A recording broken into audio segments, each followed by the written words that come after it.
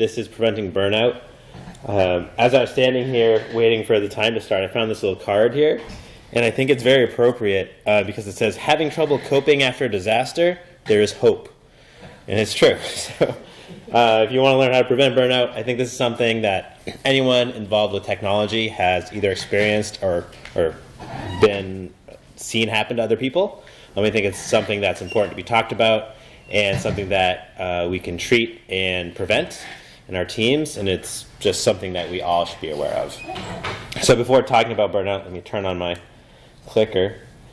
A little bit about myself, in case you don't know me. My name is Michael Miles. I've been a developer for a long time from the Boston area.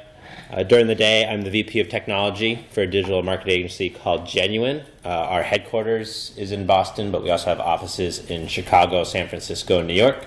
Chicago is my second favorite office to visit.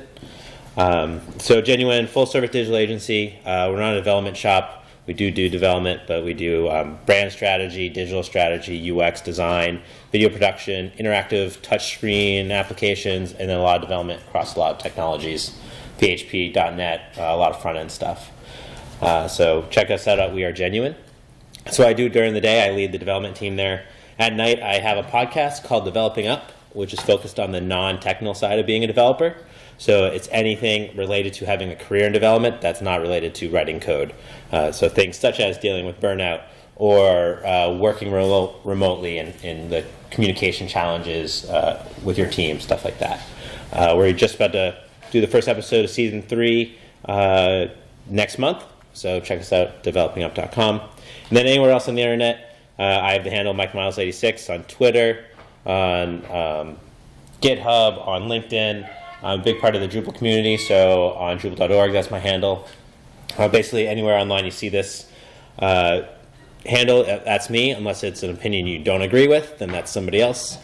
So that's probably still me. All right, so what I'm going to talk about today is what burnout is and why it's bad. I think that's a term people hear a lot, and it's hard to actually understand what it is. I'm going to break that down into what I understand burnout is and how I see it affect people and why that's bad for individuals, for teams, for organizations, for communities. And then I'm going to talk about the different types of burnout because there's more than one type. There's actually 3 distinct types that you see arise, especially in the world of development.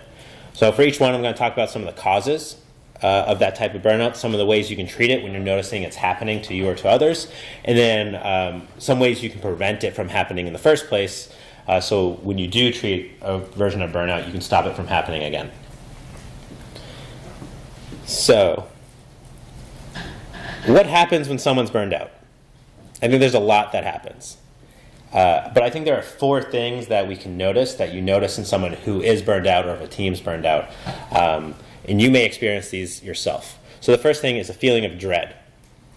And this is dread to your work, to your job, to your livelihood.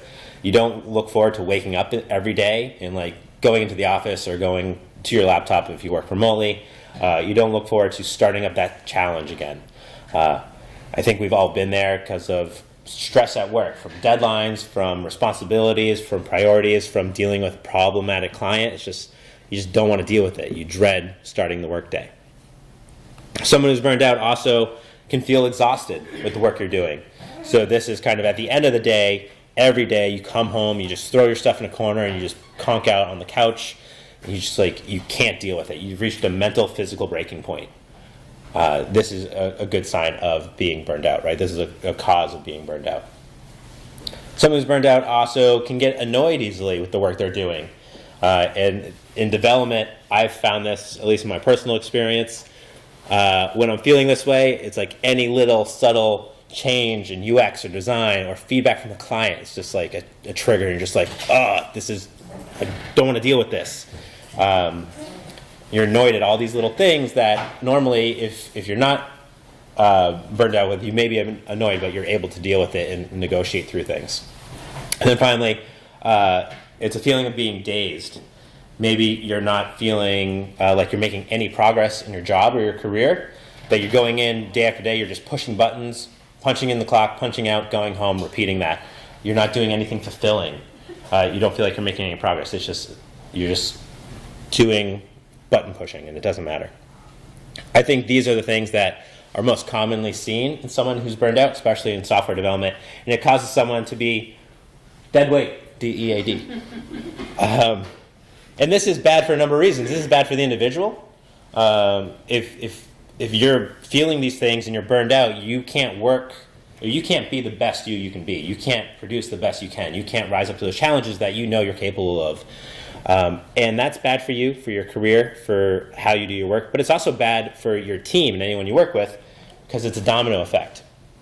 If someone becomes burned out, they can't handle the challenges they're supposed to do the work they're supposed to handle, and consciously or subconsciously, everyone who works with them takes on those burdens, those extra challenges, and all of a sudden those people are at risk to be burned out, and then they get burned out, and then it spreads like a fire, like a domino effect.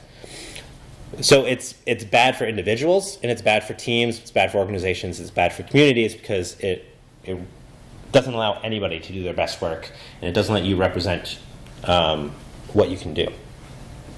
So it's a big negative impact. Now, the types of burnout, like I said, they're not all the same. And there are actually three main types that we tend to experience.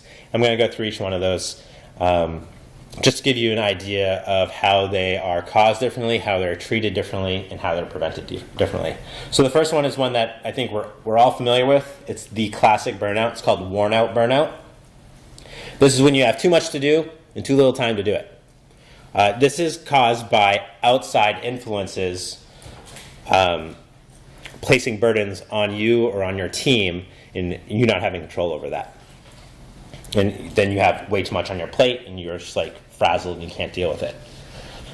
The number one cause, if you boil it down to worn out burnout, I see is disrespect. And this is in a number of different ways. Now, disrespect can come from being overcommitted by others, by your project manager coming to you and say, hey, I already promised the client that we can do this, that you'd get it done by, over the weekend, right? That's a disrespect to your time and you being the expert of knowing how long something's going to take, or if you can actually take that on. It's a sense of disrespect over a work-life balance in you as an individual. Because it could be, it's all right. They'll work the extra hours. They don't need to go to their kids' soccer practice. It's fine. They're not asking you. They're not allowing you to balance your life, your professional and your personal, because they make you who you are. You need to have that balance. It's disrespectful where you do a lot. Maybe you overcome those challenges if you're overburdened, and you get a lot done, but you don't get recognized for it. It's you do the work, great, ship out the product, move on to the next project. Let's never talk about that amazing thing you did again. That feels disrespectful and hurtful that you don't get recognition for your accomplishments.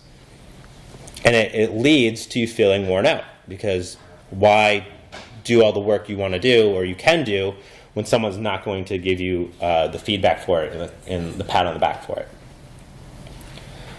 So the way to treat worn out burnout, if you notice you or someone on your team is getting way too many tasks assigned to them that they can't handle, if they're being disrespected with their personal life or being asked if they can actually take on the work, the first thing you do to treat it is offer encouragement. Now, this is not going to fix it, but it's going to ease this type of burnout. If you're feeling it yourself personally, you can encourage yourself, not that you can solve all the problems, that you can do all this work that's on your shoulders, but encourage yourself that you can figure out a plan to get out from under it. That you can tackle these problems, organize them, and figure out what you can get rid of and how you can delegate the work to somebody else or ask for help. It's about promoting positive vibes. If you notice someone else is getting worn out, they're, again, given way too many tasks to handle, maybe you tell them, offer that accomplishment, that feedback. Be like, hey, you did a great job in that last project when you had a similar challenge. I know you can do well on this one, or maybe I can help you out on this as well, because I could really use your help. So encouraging others. Highlighting that work and showing their respect starts to ease that pain of being worn out and allows you to reflect and develop a plan on how to spread that load of extra challenges. And that's how you prevent worn out burnout, is with teamwork. That's the number one thing you can do. It's if you have, as an individual who's feeling worn out, you have way too many tasks on your shoulders, talk to your team and say, I need help with these tasks. Can someone take these on? Like during your daily stand-ups or during a one-on-one with your manager. See if the work can go to somebody else who maybe has maybe not enough to do at the moment. That you can spread it out so that you're not overburdened and someone's not underburdened. Have retrospectives with your team if you can manage that. At the end of a project, at the end of a quarter. I just did a big one at the end of December with my whole department. We had a whole department retrospective to point out areas that do cause burnout, that are putting too many burdens on people, that are causing bottlenecks because of your rock star developers that get everything. How can you better plan for that in the future and stop that from happening? Because if you work as a team, you're more likely to spread work evenly and less likely to have one person be given way too many responsibilities. The next type of burnout is called frenetic burnout. And I say this is the opposite of worn out burnout, where that's caused by outside influences. Frenetic burnout comes from within. This is when you take on way too many responsibilities than you can possibly handle. It's when you keep saying, give me more and more and more and more and more, when you already have a full plate. The cause of frenetic burnout roots itself in mistrust in two ways. First, mistrust in the individual as the self. How many people here have heard of imposter syndrome? Yeah, almost all the hands. So imposter syndrome, you feel like where you are in your career, you're not supposed to be there, that you're faking it, that eventually people are going to find out that you're not as good as you are, and you just kind of faked your way into your position. The way some people deal with this is they figure, if I take on more work and I have more things to do, I can better protect myself from them finding out I don't know what I'm doing. And so people end up taking over more, and they just say, yes, give me that, yes, give me that, yes, give me that. And before they know it, they have this huge pile of stuff on their shoulders that they can't handle because they don't trust themselves. It could be a mistrust in others, people on your team. If you've ever been a team lead, maybe it's your first time leading a team as a developer, and you're managing the Jira board or your work board of tasks, and you see one thing, and you're like, no one else on the team can do that, I have to do it. It's like, oh, that person, it was assigned to them, they can't do it, I have to do it. You don't trust your team to give them something that's slightly outside their comfort zone, so you take it on yourself. You don't trust your team. Now, again, it doesn't come from a malicious place, it's just ways we approach situations when we're starting to feel this burnout. And when you have this mistrust, you end up taking way too many challenges. So the way to treat it is develop a plan. Take stock of all the tasks. If you start feeling like you have way too much to do, write out on a list, on a whiteboard, on a piece of paper, on your computer, everything that's on your shoulders, everything you're tasked to do, and prioritize it. Give it some sort of ranking.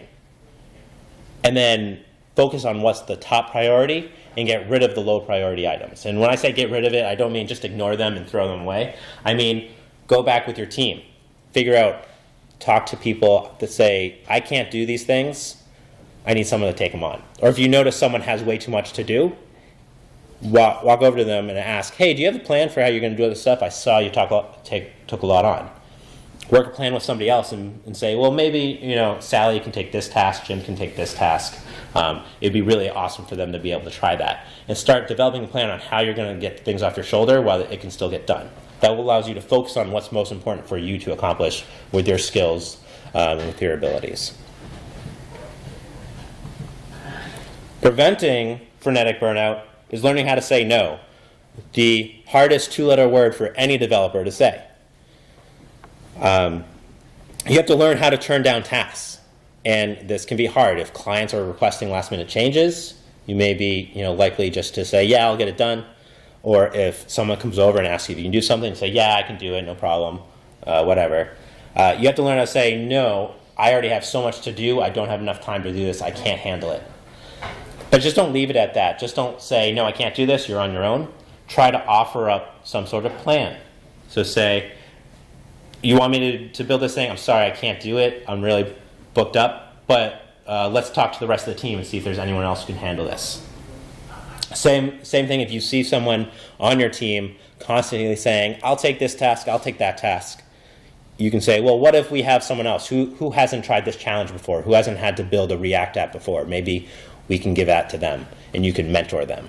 So learn how to say no so that you don't take on too many tasks. The third type is under-challenged burnout. This is one that is very overlooked and that many people think about. And it is the exact opposite of the first two types. This is when you have a lack of challenge in your job, in your career, on your current project repeatedly. You just are very bored with what you do. And the cause of under-challenged burnout is emptiness. You're not doing anything fulfilling. Maybe for the 12th time in a row, you're building a brochureware website. Same thing again.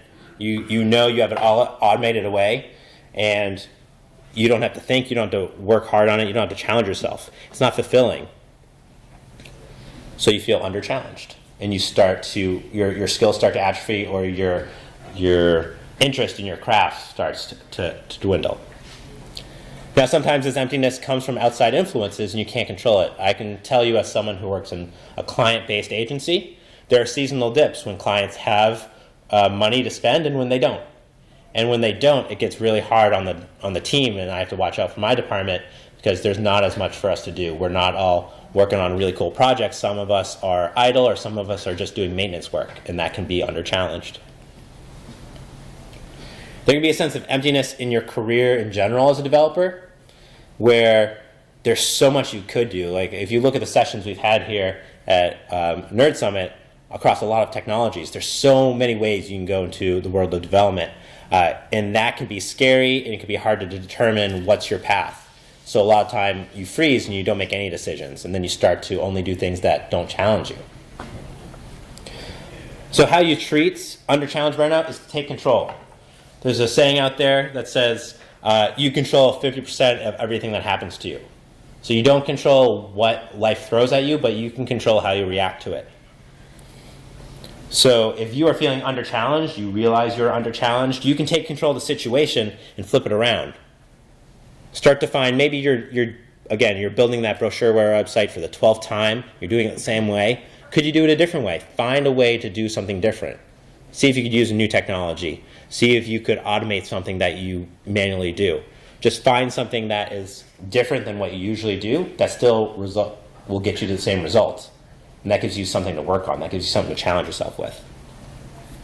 Take control and ask for more work. Ask for more responsibilities. If you're in that seasonal dip, there's not a lot of client work, talk to your manager, talk to your upper leadership. See if there's something, if you are a developer, beyond development that you could help out with. Maybe you could ask if you could work on a pitch or work on a response to a client. Maybe you could work with the UX department and learn a little bit about UX design. Like, challenge yourself, take control, and ask for that. If you don't ask for it, no one's going to offer it to you. And just find those opportunities where you can find a challenge in the everyday, where you can change it. Now, the way to prevent under-challenge burnout is to set goals. And I know when you talk about professional goals, a lot of people roll their eyes. The people in my department definitely do. But setting goals is very important, and it really helps with never being under challenged. And here's why. Because if you set a goal for yourself, every day when you go into the office, every day when you get ready for your day, you can say to yourself, what is one thing I'm going to do towards my goal today? You can always have something to work on, something to challenge yourself with. You can always make progress towards your goals.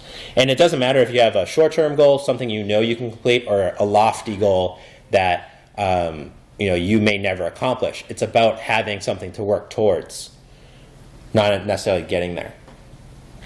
Goals are also great for setting challenges so that in a career sense, you may have that goal like a year from now, I'm going to be a senior developer, I'm going to master React apps. At a year's time, you can reflect and say, well, how much progress did I make towards that goal? Did I make a lot? Great, let me keep working on that. Maybe you didn't make any progress in that goal.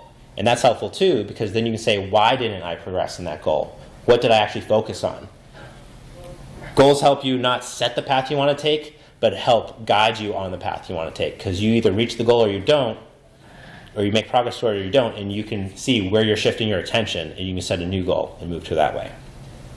So by setting goals, you're going to always have something you can challenge yourself with, and every day you can say, what's this one thing I can do? That's how you prevent under-challenge burnout. So there's 3 different types, but I want to talk about burnout in general, because I think even with those 3 types, burnout in general has something in common across all 3, and things that are easier to notice in others and in yourself. General burnout, I mentioned this at the beginning, is caused by stress. If you are overly stressed, maybe someone's giving you way too many tasks, maybe you've taken on too many tasks, maybe you don't have enough to do, and you're feeling under-challenged, but it stresses you out, because you think, I'm not being utilized. What does that mean for my position? I'm giving way too much, I can't do it. What's going to happen when people figure out I can't do it, right? You get stressed out and you start to get burned out. The way to treat being stressed out with burnout, no matter what type of burnout it is to reboot. Take a mental break, step away from the situation so you can come back with a clear head. This could be when you first notice it, when you came out of a client meeting, super annoyed, you agreed to yet another task. Go take a walk around the block, come back and develop a plan and figure it out from that frenetic burnout. This could be you see someone on your team is burned out. Maybe they're your direct report. Suggest taking a vacation, taking a day off. That's always helpful. For yourself, plan your days off. If you have a vacation policy that has limited days, make sure you're planning to use all your days. I think a lot of people don't use all their vacation days, and that leads to burnout because it doesn't give you that reboot time to come in refreshed. And the number one way to prevent any type of burnout is to ask for help. Just like saying no is one of the hardest things you can do, asking for help I think a lot of people have a hard time with, especially in development, especially if you're a junior developer. You want to prove yourself, like with that frenetic burnout. But it's very important that you can raise your hand and ask for help as soon as you need it. If you say, I accidentally took on this task, can someone help me take it on because I'm not going to get it completed for this sprint? Or, I feel like I'm not being challenged enough, I need help. Can you help me figure out a goal to your manager? Right? Ask for help as soon as you can and let others prevent you from burning out. All right, so this is a recap. Well, this is not the recap, this is a GIF. But to recap, burnout prevents you from being your best. It prevents your team from being their best. It prevents your organization from being your best, your community from being their best. And it's detrimental to everybody. Burnout has many forms and many causes. There's the worn-out burnout that's caused ultimately by some sort of disrespect. There's frenetic burnout that's caused by some sort of mistrust, either within yourself or with others. Under-challenge burnout, that's from a sense of emptiness, of not knowing what to do or not having anything to do. But all together, they're all some sort of form of stress. That's where it comes from. As soon as you see burnout happen, and you can recognize it, treat it. Just like a real physical burn. As soon as you have that burn, you want to start treating it immediately. Same with burnout. As soon as you realize you're burned out, and if you have to ask yourself if you're burned out, you probably are. But treat it. Worn out burnout, offer encouragement in yourself or in others. Frenetic burnout, develop a plan. Under challenge burnout, take control of the situation and figure out a way to do something differently. But in all of them, first, reboot. Take a break and come back refreshed. And finally, work towards preventing burnout from happening in the first place. If you don't get burned out, you don't have to treat it. Burnout, work with your team to spread out tasks. Frenetic burnout, learn how to say no, not take on too much than you can handle. Under challenge, set goals so you always have something to work on, and in general, just learn how to ask for help. All right, so for resources, this presentation, I have an annotated version of the slides available at the bit.ly link nerdburn. There's a great article on the 3 types of burnout that I have a bit.ly link for dev burn types, if you want to read more about them. There's a quiz you can take online to determine if you are burned out or not. So you can take dev burn test is a bit.ly link I created to get to that test. I didn't create the test, but it's a great tool. I recommend try taking it today or on Monday and just see what's it say about if you're burned out or not. Because it's hard usually for us to recognize in ourselves if we are. And then a little self-promotion. The third episode of season 1 of my podcast, we talked about how to treat and prevent burnout. So that's season 3. Episode 3, you can get that at developingup.com/3. And then I want to say thank you to all the organizers of this conference. They've worked very hard. If you haven't gone and given any feedback, you should go to thenerd.ngo/feedback. Get feedback about the conference. If you have feedback about this talk, that'd be really helpful to me. I'm supposed to be giving this talk later in the year at a conference in Seattle, so I'd like to help make it better. And with that, I do have time for questions, but I'll do that after saying, all right, thank you very much. So usually I ask for applause and then questions. It's that positive encouragement. That's good.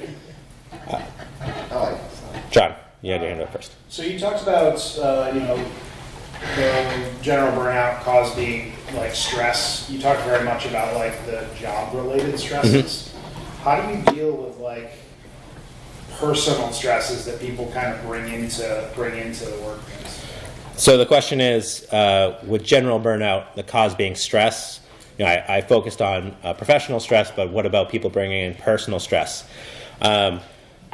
Though I did talk about it in the professional sense, I don't really think there's a difference because your professional life and your work life it's the same life, right? So the stress is the same stress on you, and it's going to affect you. So how to deal with people bringing that in? Right, you can't just build a plan around that, right? You can't give that personal stress to somebody else.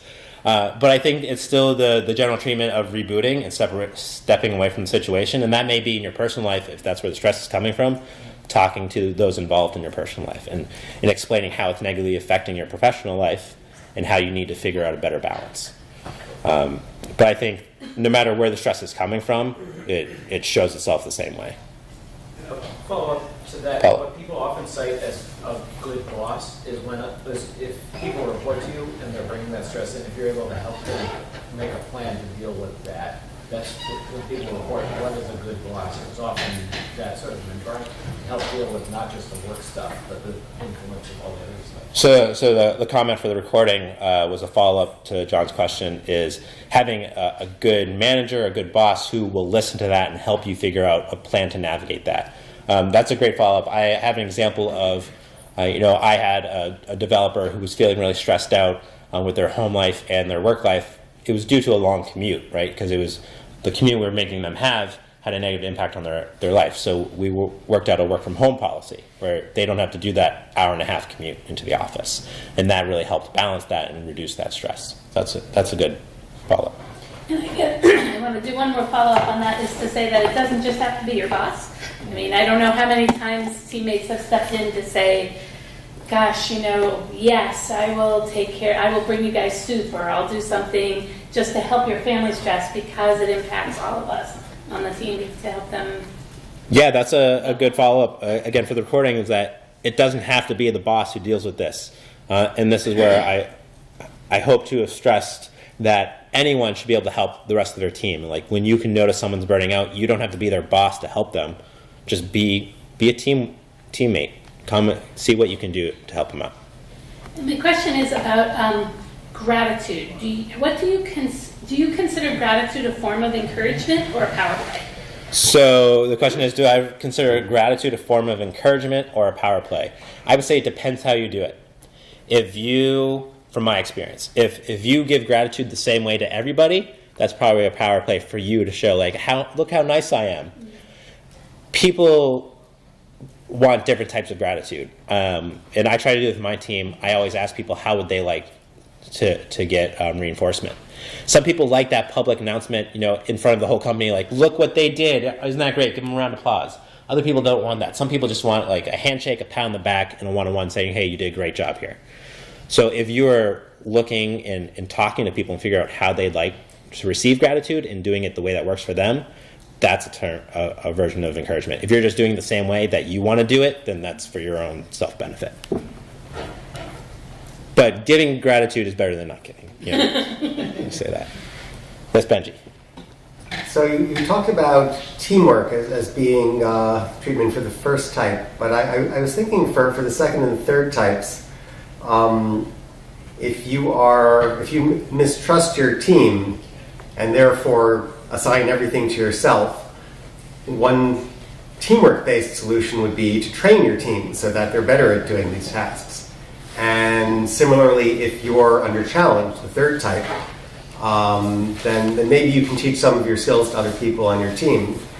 Use that as a way to get out of doing the same old thing every time and also strengthen your team. I think that's a very good point, that with all three ways, you can use teamwork as some sort of positive part. Benji brought up, in case the recording didn't capture it, with under challenge, that you can challenge yourself to train your team with maybe the skills you have or different skills. With Frenetic, you could do that to help spread the load, or build that trust for your teammates because you're going to help train them up. So I think that's a very good point, Benji. Thank you. Any other questions or comments? No? Yes, Rick. For me, there's a physical aspect to stress. So, like if I'm exercising, eating right, getting enough sleep, I'm able to a lot more stress than if I'm not. Yeah, I mean, stress is a mental and physical.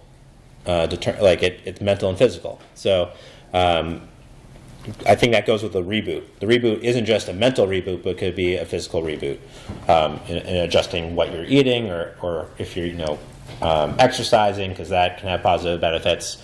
So whatever mental and physical things you need to do to help reboot yourself, I think is a good way to deal with it. It's a good point. Great. All right, well, thank you everyone for coming and sticking around at the end of the second day. I appreciate it.